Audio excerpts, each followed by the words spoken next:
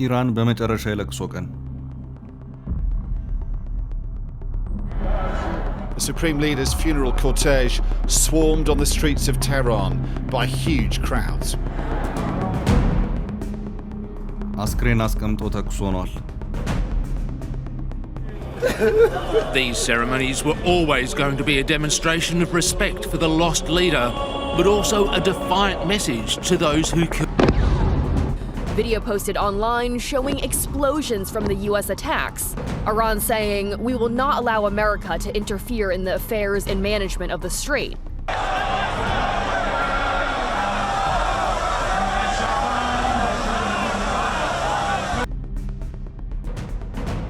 ሁለት ወሳኝ ዕለታዊ መረጃዎችን ይዘናል።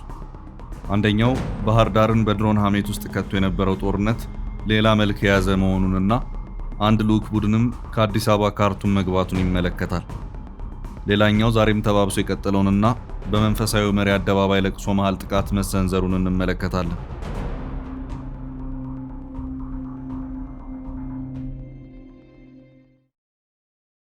በመሃል ሲኤምሲ አፍሪካ ኮንቬንሽን ሴንተር ፊት ለፊት ዘመናዊ ኮምፓውንድ መኖሪያ መንደር ከድሪም ቢልደርስ ሪል ስቴት በ10% ቅድመ ክፍያ እስከ 50% የባንክ ብድር አመቻችተናል። ባለ 1 መኝታ በ73 ካሬ 720 ሺህ ብር ቅድመ ክፍያ፣ ባለ 2 መኝታ በ106 ካሬ 1 ሚሊዮን ብር ቅድመ ክፍያ፣ ባለ 3 መኝታ ከ136 ካሬ እስከ 192 ካሬ 1.3 ሚሊዮን ብር ቅድመ ክፍያ አዘጋጅተናል። በውስጡ ባለ 5 ኮከብ ሆቴል፣ መኪና ማቆሚያ፣ 4 ሊፍት፣ ስታንድ ባይ ጄኔሬተር፣ መዋኛ ገንዳ፣ የልጆች መጫወቻና 4000 ካሬ የዌልነስ ሴንተር አለው። 100% ለሚከፍሉ 30% ቅናሽ። አሁኑኑ ይደውሉ። ስልክ 0919134154 ድሪም ቢልደርስ ሪል ስቴት።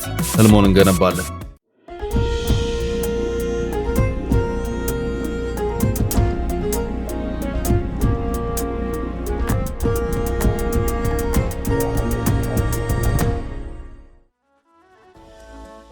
ከባህር ዳር በሚነሳ ድሮን ጥቃት የኃይል ሚዛኔ በመዛባቱ ኩምሩክ ከተማ ለተፋላሚዎቹ ማስረከብ ግድ አለኝ በማለት ከወራት በፊት አንድ መግለጫ ያወጣው በጀነራል አብዱልፈታህ አልቡርሃን የሚመራው የሱዳን ብሔራዊ ጦር ይቺኑ ከተማ በትላንትናው ዕለት መልሼ በእጅ አስገባው ሲል አስታውቋል።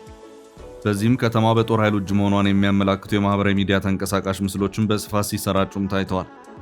ይቺው ለኢትዮጵያ ድንበር ቅርብ የሆነችውና ብሉ ናይል በተባለች የሱዳን ግዛት ውስጥ የምትገኘው ኩምሩክ ከተማ ስትራቴጂክ ጠቀሜታዋ ከፍ ያለ በመሆኑ በጀነራል አልቡርሃንና በጀነራል መሐመድ ሐምዳን ዳጋሎ የሚመሩት ሁለት ኃይሎች ከመጋቢት ጀምሮ ከባድ ፍልሚያን አድርገውባታል። የዳጋሎን ፈጥኖ ደራሽ ጦር የሚያግዝ ሌላ የሰሜን ሱዳን ነፃ አውጪ ጦርም ነበር። ጆሴፍ ኮኒ በተባለ ሰው የሚመራ ጦር ነው። ባለፈው መጋቢት ወር የእነዚህ ሁለት ኃይሎች ጥምር ጦር አካባቢውን በተቆጣጠረበት ወቅት በጀነራል አልቡርሃን የሚመራው መንግስት ጦር የተሸነፈ የኢትዮጵያ መንግስት ከባህር ዳር በሚነሳ ድሮን ለታጣቂዎቹ ድጋፍ ስለሰጠብኝ ነው ሲልም አስታውቆ ነበር። በጊዜውም የዚሁ የሱዳን መንግስት ክስ የበርካታ ዓለም አቀፍ መገናኛ ብዙሃንን ሽፋን ማግኘቱን ተከትሎም የኢትዮጵያ መንግስት ምላሹን የሰጠበት ሁኔታም ታይቷል። ምላሹ ውንጀላውን የሚያስተባብልና እንደውም የአልቡርሃን አመራር ለህወሓት ድጋፍ እየሰጠን የሚል ክስን ጭምር ያካተተም ነበር። የአልቡርሃን ጦር ኩምሩክን ተቆጣጥሬያለሁ ባለበት በዚህ ዕለት አዲስ አበባ የሚገኝ የአፍሪካ ህብረት ወደ ካርቱም አንድ ልዑካን ቡድን ልኳል። ልዑካን ቡድኑ በአፍሪካ ህብረት አምባሳደር መሐመድ በላይቼ በተባሉ ሰው የሚመራ ነው። በካርቱም ተገኝቶም ከጀነራል አብዱልፈታህ አልቡርሃን ጋር የመከረ መሆኑን የሱዳን ትሪቢዩን ዘገባ አመልክቷል። ከአዲስ አበባ ካርቱም የተደረገው ጉዞ ዓላማም ህብረቱ እዚያው ካርቱም ሆኖ የሱዳንን ጉዳይ መከታተል እንዲያመች የሚያስችለውን ቢሮ ለመክፈት ለማመቻቸት መሆኑን ዘገባው አክሏል። በዚህ ዙሪያን ካልናቸው አሁን ደግሞ በአዲስ መልኩ ወደ አገረሸው የኢራን አሜሪካ ጦርነት ጉዳይ እንውሰዳችሁ። የኢራን አሜሪካ ጦርነት በአዲስ መልኩ አገርሽቶ ቀጥሏል። ለሰሜን አትላንቲክ ጦር ቃል ኪዳን ኔቶ ስብሰባ በትላንትናው ዕለት ቱርክ የነበሩት ፕሬዝዳንት ዶናልድ ትራምፕ እዚያ ሆነው በሰጡት ጋዜጣዊ መግለጫቸው ኢራንን ዛሬ ምሽት በኃይለኛው እንደበድባታለን ሲሉ ተናግረው ነበር። ትራምፕ በዚሁ የትላንቱ የቱርክ ቆይታ መግለጫቸው ኢራንን በተመለከተ ከጋዜጠኞች ለቀረበላቸው ጥያቄ ምላሽ ሲሰጡ ባለፈው ምሽት በከባዱ መተናቸዋል፣ እውነቴን ነው ምላችሁ በጣም ከባድ ምት ነበር ያሉ ሲሆን ቀጠል አድርገውም ዛሬ ምሽት በድጋሚ ኢራን ላይ ከባድ ጥቃት ሲሉም ነበር የተናገሩት። በእርግጥም ትራምፕ እንዳሉትም ሆኗል። በዚሁ መሰረትም የአሜሪካ አየር ኃይል በኢራን ላይ መጠነ ሰፊ ጥቃትን ያደረሰ መሆኑን ዘገባዎች አመላክተዋል። ኢራንም ራሱ አሜሪካም አንዱ በሌላው ላይ ጥቃትን የሰነዘሩ መሆናቸውንም በለቀቋቸው መረጃዎች አስታውቀዋል። መንፈሳዊ መሪዋን ለመቅበር በከፍተኛ የሐዘን ስነ ስርዓት ላይ እና የአደባባይ ህዝባዊ ለቅሶ ስነ ስርዓት ላይ ያለችው ኢራን ጥቃት የሚደርስብኝ ከሆነ ምላሽ ከመስጠት ወደ ኋላ የምልበት አንዳች ነገር የለም በማለትም የቀጠናውን የአሜሪካ ወታደራዊ ቤዝ የሚገኝባቸውን የመካከለኛው ምስራቅ ሀገራትን አከታትላ ደብድባለች።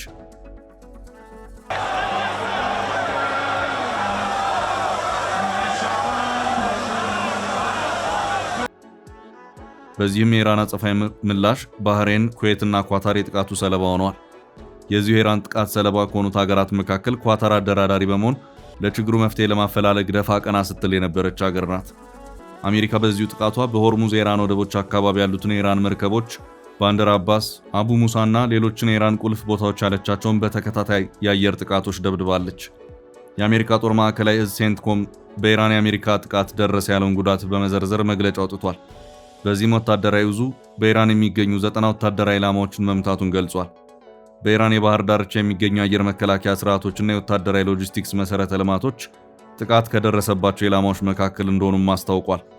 እዙ የአሁኖቹ ጥቃቶች ትላንት ምሽት የታዩትን ስኬታማ የማጥቃት እርምጃዎች የተከተሉ ናቸው ሲልም አክሏል። አሜሪካ ደረስኩት ላላቸው ወታደራዊ ጥቃትና ጉዳት ኢራን ማረጋገጫ አልሰጠችበትም።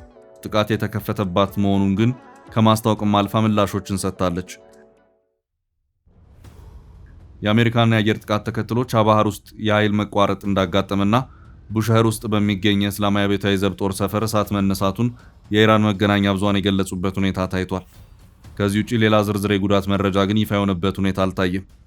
የኢራን መንግስት ቴሌቪዥን ጣቢያ እንደገለጸው ከሆነ ባንደር አባስ ከተማ ውስጥ 8 ፍንዳታዎች ተከስተዋል። በደቡብ ኢራን የሚገኙ ሲሪክ እና ጃስክ ወደቦች ደግሞ በ2 ሚሳኤሎች ተመትተዋል።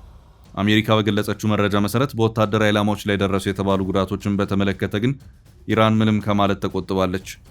አነስተኛ የጉዳቱን ሁኔታ የሚያመላክት አንድ መረጃ ግን በኢራን በኩል ይፋ ሆኗል።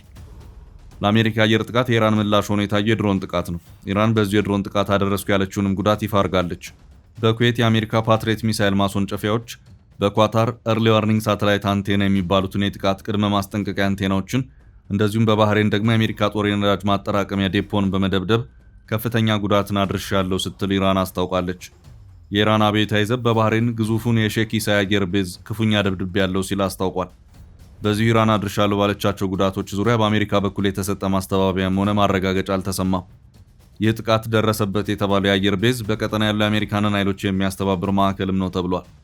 የሁለቱ ሀገራት የተኩስ ልውውጥ ያዝ ለቀቅ እያለ የቀጠለ ሲሆን ጦርነቱን ያስቆመዋል የተባለው የመግባቢያ ስምምነት ከተፈረመ በኋላ ሁለቱ ሀገራት ለ4 ጊዜያት ያህል አንዱ በሌላው ላይ ጥቃት እንደሰነዘረ የአልጀዚራ ዘገባ አመልክቷል።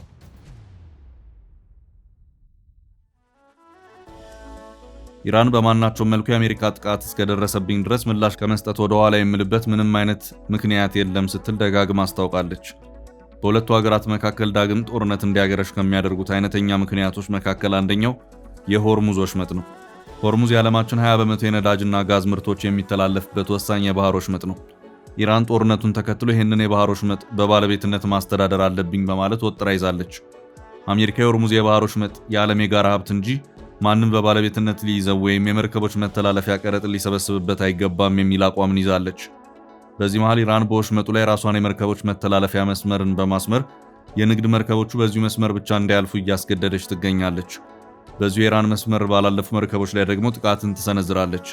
ኢራን በእነዚሁ መርከቦች ላይ ጥቃት ስትሰነዝር አሜሪካ ኢራንን ታጠቃለች።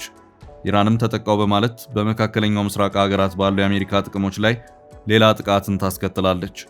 ነገሮች በዚህ መልኩ ያዝ ለቀቅ እያሉ ከቀጠሉ በኋላ በመጨረሻም ፕሬዚዳንት ዶናልድ ትራምፕ በትላንትና ዕለት ቱርክ ላይ በሰጡት ጋዜጣዊ መግለጫቸው ከኢራን ጋር የነበረው የተኩስ አቁም ስምምነት አብቅቷል። ከዚህ በኋላ በዚህ ጉዳይ መቀጠል ትርፉ ድካም ነው። ይህም በመሆኑ ምሽቱን ኢራን ላይ ከባድ ዱላችንን እናሳርፋለን ሲሉም ነበር የተናገሩት። በእርግጥም ትራምፕ በዚሁ ጋዜጣዊ መግለጫቸው እንደዛቱትም አደረጉት። ኢራን ለሚፈጸምብኝ ማናቸውም ጥቃት ሁሉ ተገቢውን ምላሽ እሰጣለሁ ባለችው መሰረት አጸፋዊ ምላሽን ሰጥታለች። በውጤቱም አሁን ባለው ሁኔታ የነዳጅ ዋጋ መልሶ እያሻቀበ ይገኛል። በሰላም ስምምነቱ ተከፍቶ የነበረው የሆርሙዝ ወሽመጥ መልሶ ሊዘጋ ይችላል የሚለው ስጋትም በከፍተኛ ደረጃ ጨምሯል። ሆርሙዝ መልሶ የሚዘጋ ከሆነ የቀደመው ዓለም አቀፍ ኢኮኖሚያዊ ጫናም ተመልሶ የሚቀጥል ይሆናል። ጦርነቱ በቀጠለበት የሁለቱ ሀገራት አመራሮች የተጋጋለ ቃላት ጦርነትም ተባብሶ ቀጥሏል። ትራምፕ ኢራንን ልክ እናስገባታለን ሲሉ የኢራን ዋና ተደራዳሪ የሆኑት የፓርላማ አፈ ጉባኤ መሐመድ ባገር ጋሊባፍ በበኩላቸው የዋሽንግተን ጉልበተኝነትና ቃል ኪዳንን ማጠፍ ዋጋ የማያስከፍሉ አለመሆናቸውን አሁንም የተረዳች አልመሰለኝም ሲሉ በኤክስ ገጻቸው ባጋሩት መልእክታቸው አስታውቀዋል። ምንም መደባበቅ ሳያስፈልገው በግልጽ ላስቀምጠው ያሉት አፈ ጉባኤው ምንም ጥርጥር የለውም ካጠቃችሁን ትመታላችሁ፣ ያለው እውነታ ነው ብለዋል። ከሆርሙዝ ጋር በተያያዘም አንድ አጠር ያለ ሐሳብን አስፍሮ የታዩት መሐመድ ባገር ጋሊባፍ ሆርሙዝ ወሽመጥ የሚከፈተው ኢራን በምትዘረጋው አሰራር እንጂ በአሜሪካ ዛቻ እንዳልሆነ በግልጽ መታወቅ አለበትም ብለዋል።